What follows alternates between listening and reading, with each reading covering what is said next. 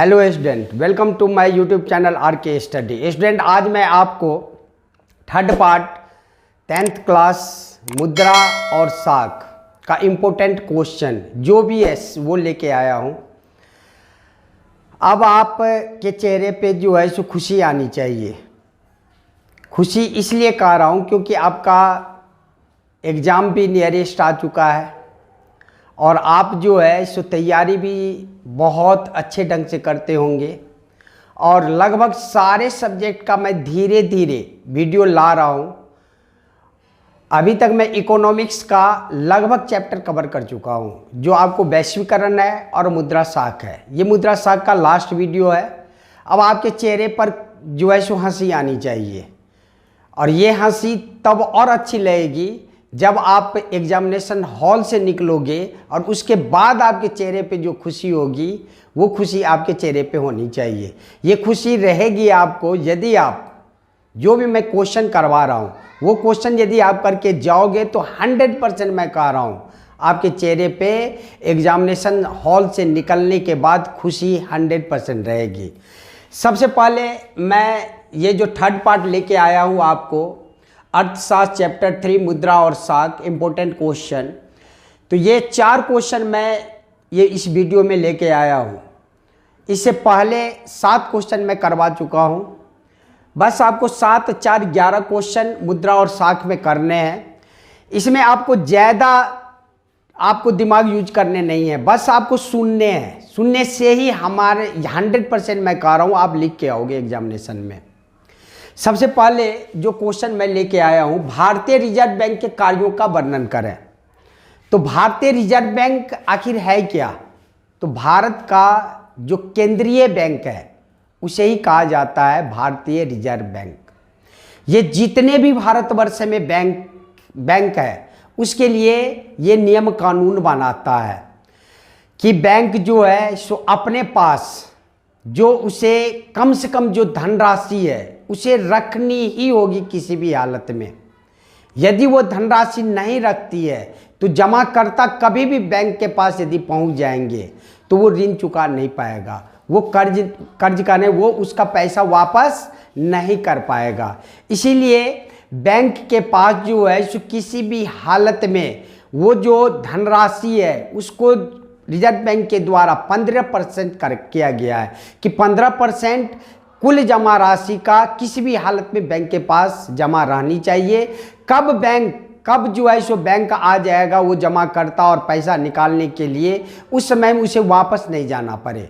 इसीलिए reserve bank क्या करती है, सभी बैंकों के लिए नियम कानून बनाती है और इससे देश की अर्थव्यवस्था भी धीरे धीरे क्या होता है, सुदृढ़ होता जाता है। तो बैंक तो सबसे पहले नियम कानून बनाई, रिजर्व बैंक सबसे पहले बैंकों के लिए नियम कानून बनाई। वो नियम कानून, पहला नियम कानून क्या था, किसी भी हालत में जमाकर्ता की जो राशि है उस जमाकर्ता की राशि का 15% किसी भी हालत में बैंक में रहनी चाहिए। उसके बाद आप कर्ज देने में सारे पैसे का यूज कर लो। पहला नियम ये है।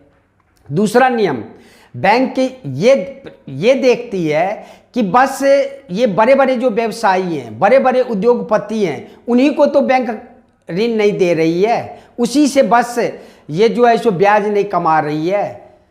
बैंक जो है सो ये भी निगरानी रखती है कि ये जो बड़े बड़े उद्योगपति हैं, बड़े बड़े व्यवसायी हैं, उसके साथ छोटे छोटे किसान, छोटे उद्योगपति, जो गरीब हैं, उन वर्गों को भी ऋण जो है सो बैंक प्रदान करे।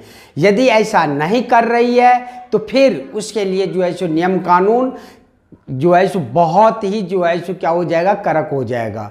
इसलिए बैंक ये भी निगरानी करती है कि ये जो रिजर्व बैंक ये भी निगरानी करती है कि ये जो बैंक है ये आपको मात्र बड़े बड़े व्यवसायी या बड़े बड़े उद्योगपति को मात्र ऋण ना दे, ये छोटे छोटे किसान, छोटे व्यापारी, छोटे उद्योगपति, गरीब लोगों को भी ऋण प्रदान करे।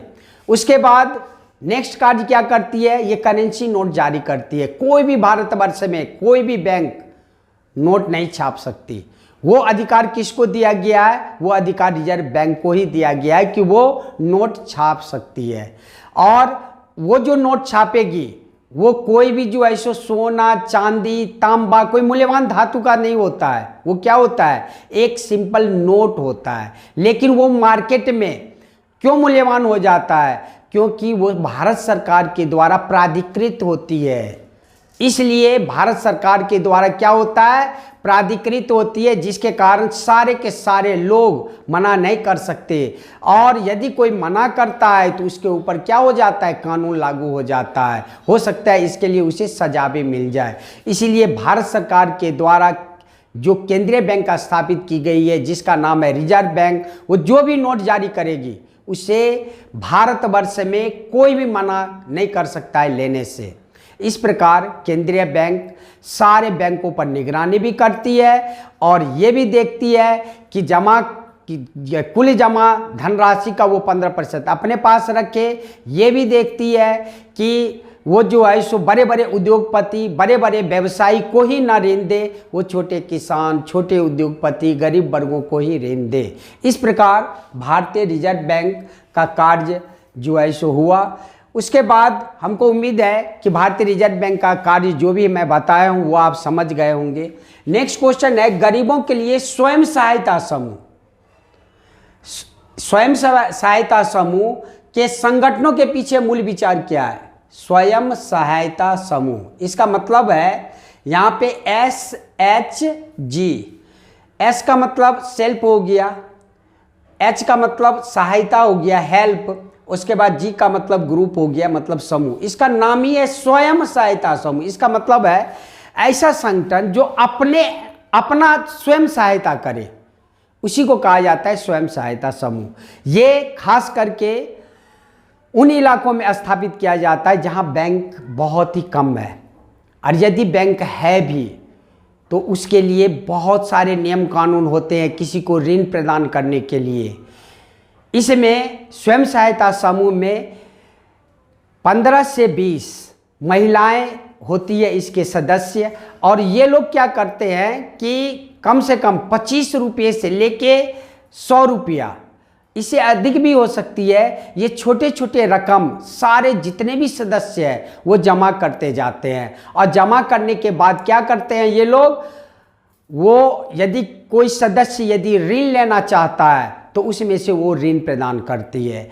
और वो ऋण जो प्रदान करेगी वो साहूकार, जमींदार, व्यापारी वर्ग, उससे बहुत ही कम इंटरेस्ट पे वो ऋण प्रदान करती है। ये सदस्यों के लिए बनाया गया है, नाम ये स्वयं सहायता समूह। इसमें जितने भी सदस्य हैं वो स्वयं सहायता अपने आप वो करते हैं। इस प्रकार जो है सो स्वयं सहायता समूह का मतलब ही हो गया कि वो अपना सहायता खुद करती है, और इसमें महिलाओं का योगदान प्रमुख होता है। जब 2 से 3 वर्ष कंटिन्यू ये कार्य करने लगती है, फिर जो है सो क्या होता है, बैंक भी इसे लोन देने लगती है। यदि नियमित रूप से यदि ये कार्य करती रहती है ये संगठन, तो बैंक भी इसको क्या करता है, ऋण देना प्रारंभ कर देता है। तो आप समझ गए स्वयं सहायता समूह। स्वयं सहायता समूह उन इलाकों में होता है जहां पे बैंक की प्रणाली बहुत कम है, फर्स्ट पॉइंट। इसमें वो सदस्य सारे के सारे महिलाएं सदस्य होती है, वो अपने बचत का 25 रुपये से 100 रुपीज़ तक वो क्या करती है इस समूह में रखती है। और रखने के बाद यदि किसी भी सदस्य को यदि ऋण की आवश्यकता पड़ता है तो उसे ऋण देता है। लेकिन वो ऋण जो प्रदान किया जाता है बैंक से, साहूकार से, जमींदार से, उद्योगपति से बहुत ही कम इंटरेस्ट पे ऋण प्रदान करता है। और इस प्रकार जो है सो ये लोग क्या करते हैं, ये लोग जो है सो कभी कभार बैठक भी करती है। यदि आपको समाज में किसी प्रकार की स्वास्थ्य की खराबी आ गई है, यदि किसी को जो है सो किसी प्रकार की प्रॉब्लम समस्या आ गई है, तो उसमें भी सहायता प्रदान करते हैं, बीमारी वगैरह में अस्पताल बनाने में। इस प्रकार जो है सो ये स्वयं सहायता समूह क्या करता है, ये सारे के सारे समाज के कल्याण के लिए भी स्थापित किया जाता है। इस प्रकार जो है सो स्वयं सहायता समूह स्वयं अपना जो है सो संगठन बनाती है, और कहा जाता है कि इसकी जो संख्या है दिनों दिन बढ़ानी चाहिए, जिससे कि जो लोग जमींदार साहूकार के चपेट में ऋण लेने के चक्कर में वहाँ पहुँचते हैं। क्यों पहुँचते हैं? क्योंकि वहाँ पे उनको किसी भी कागजात की ज़रूरत नहीं पड़ती और वो जो साहूकार और ज़मींदार है उनको जो है सो क्या करता है, ऋण के जाल में फंसा लेता है। इसलिए कहा जाता है कि ये जो आपका स्वयं सहायता समूह है यानी SHG है, इसकी संगठन की संख्या क्या होनी चाहिए, दिनों दिन बढ़नी चाहिए। उसके बाद नेक्स्ट क्वेश्चन है, क्या कारण है कि बैंक कुछ उधारकर्ताओं को उधार देने के लिए तैयार नहीं होता? ऋणाधार क्या है? तो सबसे पहले आप ये समझ जाइए कि ऋणाधार क्या है। नाम ही है ऋणाधार, यानी ऋण जिसके आधार पे हम लेंगे उसी को कहा जाता है ऋणाधार। अब ऋण हम किस आधार पे ले सकते हैं? ऋण हम सिक्योरिटी के आधार पे ले सकते हैं। कुछ न कुछ जो है सो सिक्योरिटी जब हम देंगे तभी जाके बैंक हमें क्या करती है, ऋण प्रदान करती है। जैसे अपने मकान का कागजात, अपने ज़मीन का कागजात या सोना चांदी कुछ न कुछ गिरवी के तौर पे वो रखती है, उस आधार पे बैंक क्या करती है, ऋण देती है। जितने भी औपचारिक संगठन है वो सारे के सारे जो है सो इसी आधार पे ऋण देती है। आपका क्वेश्चन था कि क्या कारण है कि बैंक कुछ उधारकर्ताओं को उधार देने के लिए तैयार नहीं होता? ये इसलिए उधार देने के लिए तैयार नहीं होती, उन उधारकर्ताओं को उधार देने के लिए तैयार नहीं होती जिसका नियमित सैलरी नहीं आ रहा है, जो नियमित रूप से कहीं पे काम नहीं कर रहे हैं। उनका जो है सो रिकॉर्ड पहले जो ऋण लिया गया था उसमें बहुत ज़्यादा खराब था, वो इंटरेस्ट समय पे जमा नहीं कर रहे थे। वैसे व्यक्तियों को वो उधार देने के लिए तैयार नहीं होती बैंक उसी को उधार देती जिसका रिकॉर्ड क्या है, बहुत ही अच्छा है और उसके पास कोई भी सिक्योरिटी भी नहीं रहता है। जब उसके पास सिक्योरिटी रहेगा, यदि वो व्यक्ति यदि भाग गया या किसी भी प्रकार की प्रॉब्लम होगी, समस्या हो गया, ऋण नहीं चुका पा रहा है, तो बैंक क्या करती है, उस उधारकर्ता की जो सिक्योरिटी होती है उसे बेचकर वो पैसा वापस ले लेती है। तो आपका क्वेश्चन था कि क्या कारण है कि बैंक कुछ उधारकर्ताओं को उधार देने के लिए तैयार नहीं होता?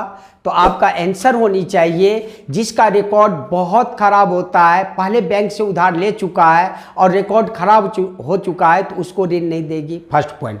दूसरा पॉइंट कि यदि उसके पास, उधारकर्ता के पास यदि कोई सिक्योरिटी नहीं है तो उस आधार पे भी उसे ऋण नहीं देगी। तो इस आधार पे आप कह सकते हैं कि उधार लेने के लिए, बैंक से उधार लेने के लिए ऋणाधार जरूरी है, ऋण का आधार जरूरी है। आधार का मतलब हो गया कि उसके पास किसी न किसी प्रकार की सिक्योरिटी होनी चाहिए। जब सिक्योरिटी होगा, जैसे मकान का कागज़, ज़मीन का कागज़, सोना चांदी, कुछ ऐसा मूल्यवान धातु होनी चाहिए, वस्तु होनी चाहिए जिसके आधार पे जो है सो जिसके ऋण लेने की सुविधा हो जाए, इसी को कहा जाता है ऋणाधार, यानी ऋण का आधार वो हो गया। वो हम जमा किए और उस आधार पे हमें ऋण मिल गई।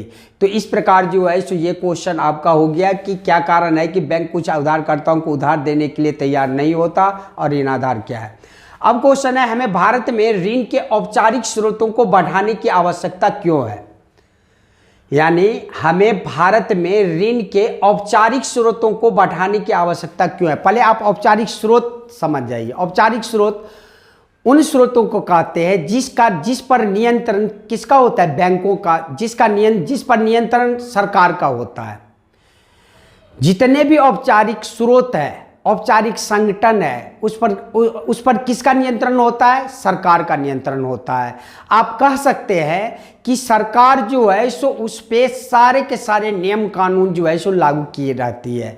अब आप कह सकते हैं कि ये जो औपचारिक संगठन है, तो औपचारिक संगठन किस आधार पे उधार दे सकती है, किस आधार पे ऋण प्रदान कर सकती है? ऋणाधार के आधार पे। ऋण का कोई ना कोई आधार होनी चाहिए, अर्थात कुछ न कुछ सिक्योरिटी होनी चाहिए। जब आपके पास कोई सिक्योरिटी होगा, अर्थात मकान का कागज हो, जमीन का कागज हो, सोना हो, चांदी हो, तो उस आधार पे वो ऋण दे सकती है। यदि आप ऋण चुकाने लायक नहीं है तो बैंक क्या करती है, उसको बेचकर और उसे जो है सो वो वापस ले लेती है। लेकिन क्वेश्चन है कि हमें भारत में ऋण के औपचारिक स्रोतों को बढ़ाने की क्यों आवश्यकता है? क्योंकि भारत में जो औपचारिक स्रोत है वो बहुत ही कम है। 48% कहा जाता है अनौपचारिक संगठन है, 48% अनौपचारिक संगठन है, बस 52% जो है इसको सारे मिला के क्या है, औपचारिक संगठन है। अर्थात अनौपचारिक संगठन इसके आसपास ही भटक रहा है, और अनौपचारिक संगठन यदि इसके आसपास भटक रहा है तो भारत का दुर्भाग्य होगा।